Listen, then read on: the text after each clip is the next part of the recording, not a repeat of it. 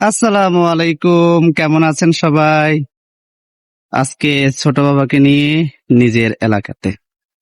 গতকালকে আমাদের গ্রামে, আমাদের বাড়ির সামনে বিশাল বড় একটি মাহফিল হয়েছিল।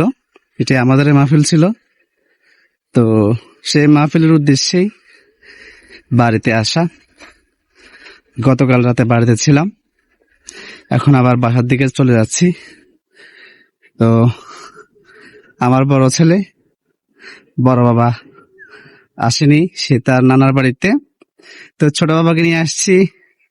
আজকে বাবার মন খারাপ। বাবা মন খারাপ।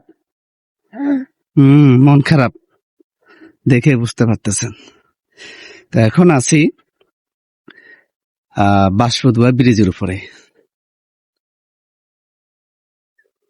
এখন আমরা বাপ ছেলে বাঁশপদুয়া ব্রিজের উপরে। তো আমাদের এখানকার যে প্রাকৃতিক দৃশ্যটা, এটা অসাধারণ।